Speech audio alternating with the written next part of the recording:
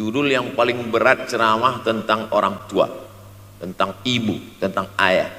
Jarang saya mau menerima judul-judul pengajian. Ini pun dikasih tahu setelah sampai di sini. Maka saya belok-belokkan dikit. Air mata udah mau menetes, belokkan lagi. Nanti kalau saya nangis di sini, siapa yang ceramah kalau saya nangis?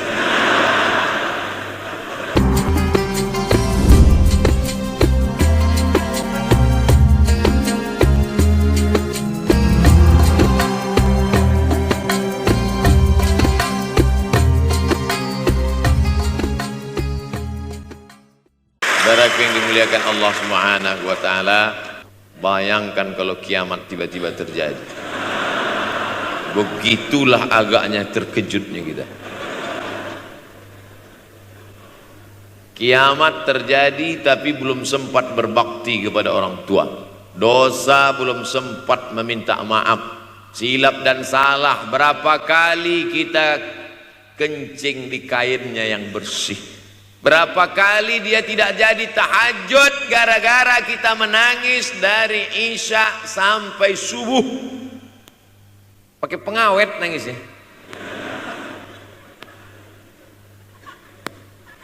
Tapi kita tak pernah sadar itu. Kita menganggap kita di dunia ini dibesarkan angin. Kita menganggap kita ini bangsawan, bangsa yang hidup di awan. Berapa kali dia tidak jadi sholat duha gara-gara kita kencing. Berapa kali nasi yang sudah mau disuap masuk ke mulutnya tak jadi, bahkan dia tidak makan sama sekali. Dan berapa kali makanan dia belikan hanya untuk susu, hanya untuk menyenangkan kita. Pernah kita balas, dan dia tidak pernah minta balas itu. Oleh sebab itu, siapa yang mengingatkan? Abdul Somad diberikan judul berat ini. Judul yang paling berat ceramah tentang orang tua, tentang ibu, tentang ayah. Jarang saya mau menerima judul-judul pengajian. Ini pun dikasih tahu setelah sampai di sini. Maka saya belok-belokkan dikit. Air mata udah mau menetes, belokkan lagi. Nanti kalau saya nangis di sini, siapa yang ceramah kalau saya nangis? Oleh sebab itu maka yang orang tua yang masih ada, beruntung dan bertua, bawakan dia rumah makan. Ada sahabat saya namanya Ustadz Lukman di Pontianak, bukan Kuntilanak. Mereka punya program namanya Bawa Ibu ke Rumah Makan. Keren nama programnya. Bawa orang tua ke rumah makan. Nanti hari libur adik-adik anak-anakku sekalian libur, bawa ayah, bawa ibu ke rumah makan. Ketika Ustadz Lukman cerita itu ke saya, Ustadz Somad, kita punya program baru nih. Apa nama programnya Ustadz? Bawa ibu ke rumah makan. Alhamdulillah Ustadz Lukman, seluruh rumah makan di Pekanbaru tempat tinggal saya itu, semua sudah saya bawa. Almarhumah saya bawa sup tunjang, saya bawa rendang, saya bawa goreng ayam, saya bawa goreng puyuh, saya bawa. Cuman ada rumah makan ular sawah itu yang tak saya bawa singgah. Lain dari itu sudah saya bawa. Tak ada penyesalan dalam hati, senangkan hatinya. Apa pakaian yang dia suka. Orang tua itu tidak minta yang besar, asal ada saja. Pulang dari Yogyakarta sampai ke rumah, ini tadi ada nampak sedikit tanda terkenang. Kalau banyak makan sendiri. Ketika dia senang melihat itu, bahagia hatinya, nampak senyum di tepi bibirnya, pada saat itulah rahmat Allah terbuka. Pada saat itulah ridha Allah datang. Mengapa sulit mencari pekerjaan? Mengapa payah mencari penghidupan? Salah satu yang mempersempit ridha Allah itu adalah karena tidak berbakti kepada orang tua.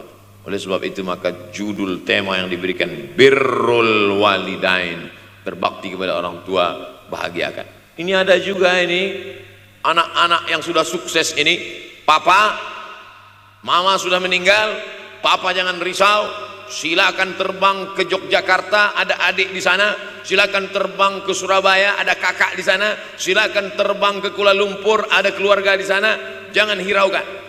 Kata bapaknya, kalian terbangku saja kalian pikirkan, kemana aku hinggap tak kalian pikirkan.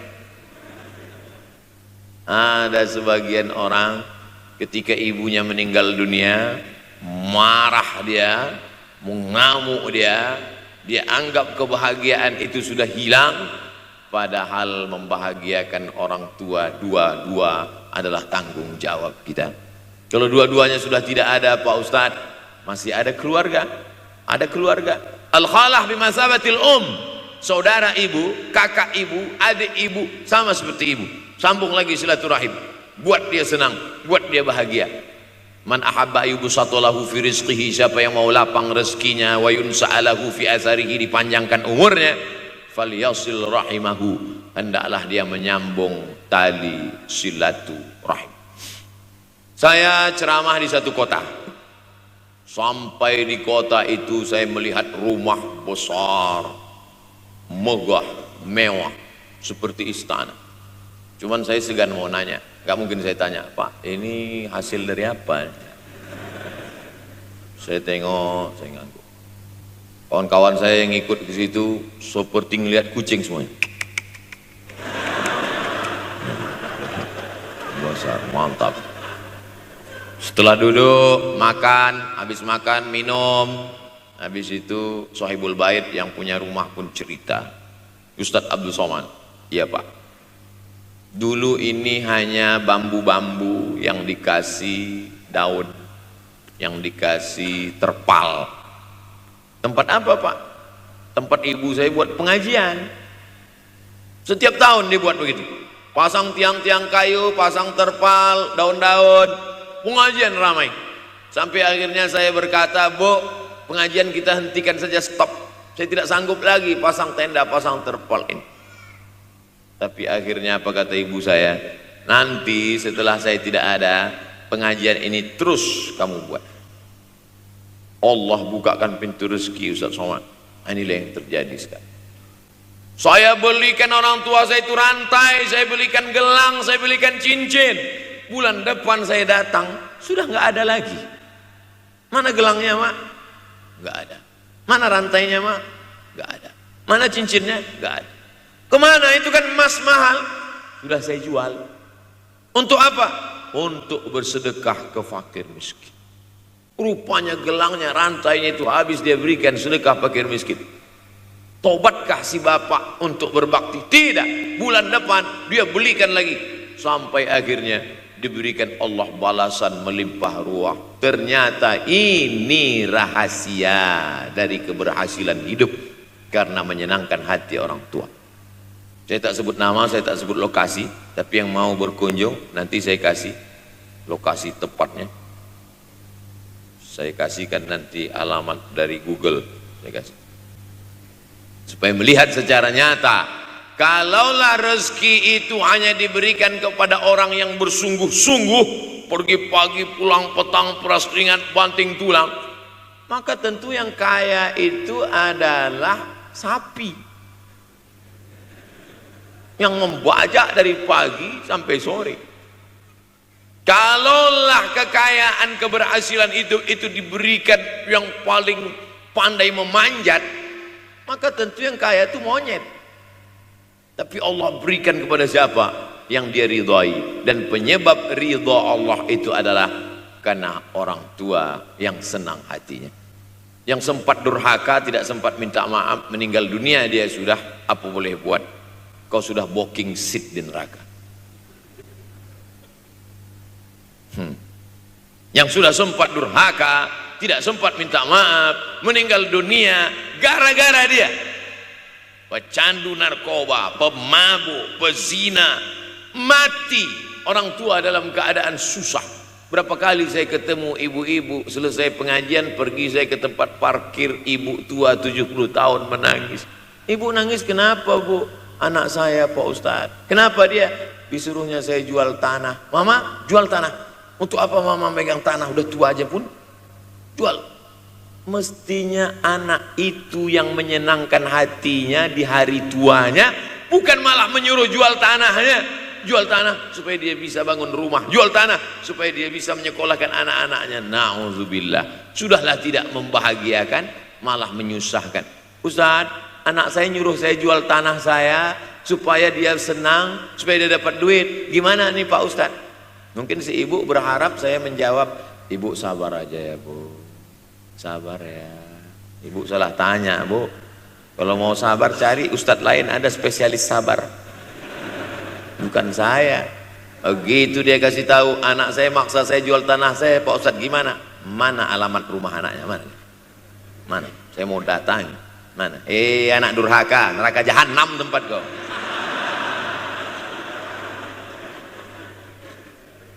Tak mau dia ngasih alamat. Rupanya dia takut nanti anak saya malah marah sama saya, Pak Ustadz. Saya kasihan. Mudah-mudahan Allah berikan kekuatan pada ibu. Tapi cerita ini bukan satu dua contoh kasus.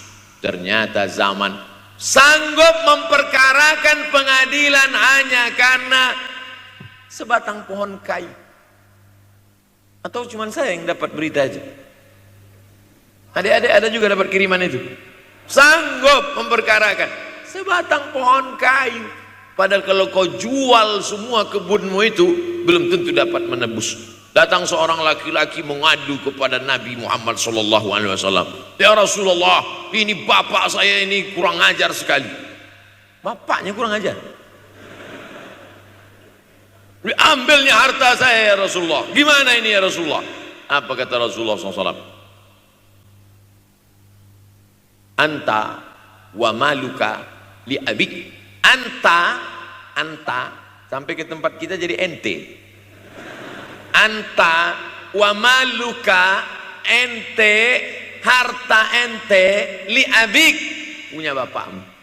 Jangankan hartamu yang di rumah itu, dirimu pun punya bapakmu. Nabi membela, seolah-olah Nabi berkata, apa yang diambil itu belum ada apa-apanya dibandingkan melepuh kulitnya untuk memberikan engkau sesuap makanan yang halalan thayyibah. Orang yang durhaka pada orang tuanya, insya Allah anaknya juga akan durhaka kepada dia. Oleh sebab itu maka jangan pernah durhaka. Kalau sempat durhaka lalu kemudian meninggal dunia dia Pak Ustadz, sudah meninggal pun tetap masih bisa berbakti. Pertama dengan doa, kedua dengan sodakoh. Kalau kebetulan rezeki banyak sodakoh. Kalau tidak ada rezeki melimpah, doa. Bangun malam, Rabbi firli wali walidayya warhamhuma kama Rabbi firli, ya Tuhanku ampunkan aku, wali walidayya, ibu dan ayahku, warhamhuma, sayangi mereka berdua, kama, sebagaimana Rabbayani shaghira, sebagaimana mereka mendidik aku. Coba kita lihat susunan kalimatnya, seperti ada kekeliruan kalimat. Na'udzubillah, mana mungkin kalimat Allah keliru. Allah ingin menegur kita, sayangi mereka sebagaimana mereka mendidik aku. Mestinya kalimatnya kan tidak begitu, sayangi mereka sebagaimana mereka menyayangi aku. Tapi ternyata sayang belum tentu mendidik, tapi mendidik pasti sayang. Karena bunyi kalimatnya, sebagaimana mereka mendidik aku. Jadi banyak juga anak-anak ini tidak sayang karena salah didik. Disangka sayang itu dengan ngasih motor, disangka sayang itu dengan ngasih gadget, disangka sayang itu dengan ngasih transfer uang yang berlebihan. Belum tentu sayang. Dulu ada insinyur arsitek yang membangun salah satu rumah keluarga saya. Kuliahnya di Jogja, cerita dia. Dulu saya kuliah di Jogja, Ustadz Abdul Somad, insinyur. Terus teman kami sakit di kos-kosan. Kami bingung mau nelpon siapa. Akhirnya datang mobil mewah, parkir polisi, tentara, ramai. Barulah kami tahu rupanya dia anak menteri. Jadi sayang orang tua itu bukan mesti dibelikannya apartemen, dibelikannya mobil, belum tentu. Boleh jadi itu justru menjerumuskan anak. Diberikan apartemen, diberikan mobil mewah. Habis 2 bulan kena virus HIV AIDS. Tapi kalau dibuatnya kita jauh, saya yakin adik-adik kuliah di Universitas Ahmad Dahlan, ada yang dari timur Indonesia, ada yang dari Sumatera, lalu kemudian di tengah kesendirian, belum makan, uang kos belum bayar, transfer macet, Datang setan berbisik, hei, sebetulnya kau anak yatim piatu yang dibuang. Bukan, orang tuamu bukan tidak sayang, dia hanya sedang ingin mendidik supaya engkau menjadi anak yang mandiri. Maka nanti kalau sedang duduk termenung gitu, tiba-tiba datang bisikan, pergilah cari jembatan, terjunlah. Maka saat itu katakan dalam hatimu, lawan, hei setan, orang tuaku sayang kepadaku, dia hanya ingin supaya aku mandiri. Ada orang tua yang salah didik kepada anak-anak, sampai mengikat tali sepatu pun anak tidak pandai. Baru mau mengikat tali sepatu, sudah diikatkan. Baru mau makan, sudah disuapkan. Akhirnya anak tidak punya keberanian untuk hidup. Harta dia punya, uang dia punya, materi dia ada, satu yang dia tidak punya, tidak ada mental. Tapi anak-anak, adik-adik Universitas Ahmad Dahlan adalah orang yang punya keberanian untuk hidup. Betul? Yang di hadapan saya ini, siapa yang tidak punya keberanian hidup? Ini yang jam 5:30 masih belum hidup lagi. Ada ini, tidak punya keberanian untuk hidup, hidupnya terlambat. Tapi mahasiswa Universitas Ahmad Dahlan punya keberanian untuk hidup.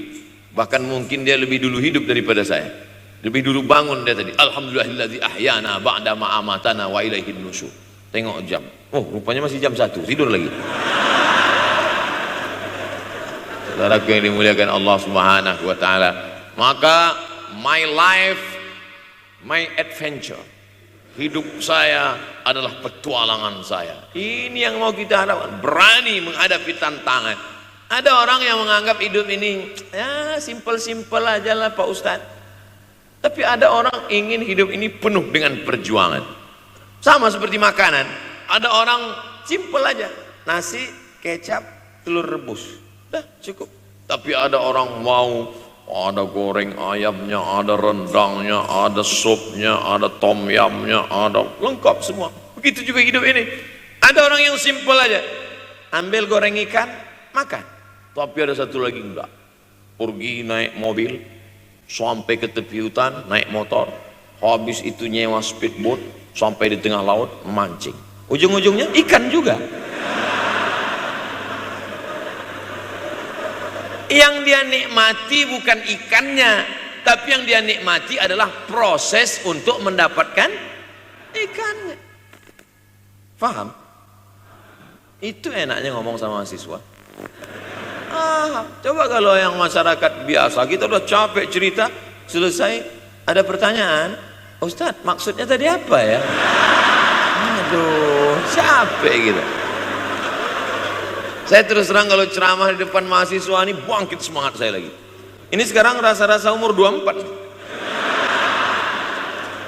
Tapi begitu nanti sudah mulai agak jauh dari mahasiswa, balik 42 lagi. Nah, makanya saya senang kalau diundang ke kampus-kampus. Saya kalau di Jogja diundang di kampus terus, walaupun nggak semua nerima.